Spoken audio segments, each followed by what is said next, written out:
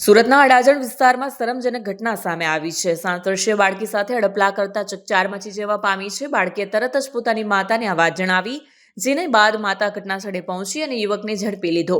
વિકૃત મગજ ધરાવતા જિગ્નેશ રાઠોડને પોલીસને સોંપવામાં આવ્યો છે. અડાજણ પોલીસે તેના ઉપર પોસ્કો એક્ટ હેઠળ કેસ દાખલ કરી ધરપકડ કરી છે. હાલમાં આરોપી સાથે કાનૂની કાર્યવાહી ચાલી રહી છે. તારીખ 3/8/2025ના રોજ એક નાગરિકે ફરિયાદ આપેલી કે અડાજણ જીવન વિકાસ ટ્રસ્ટ ખાતે તેઓના સમાજનું સંમેલન હતું, જેમાં એક માતા પોતાની પુત્રી 7 વર્ષની હતી તેની સાથે લઈને ગયેલા હતા. બાળકો રમતા હતા તે દરમિયાન ત્યાં જિગ્નેશ જયંતિભાઈ રાઠોડ નામનો યુવક ત્યાં પહોંચી ગયો હતો અને એ બાળકીને તું અહીંયા છુપાઈ જા અને કોઈ શોધી નહીં શકશે એમ કહી નજીક ખેંચી ગઈ.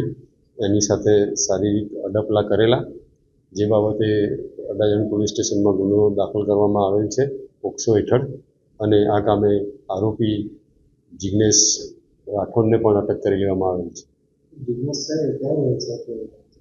જિગ્નેશ રાઠોડ છે, શ્રમજીવી છે, એ મજૂરી કામ કરે છે.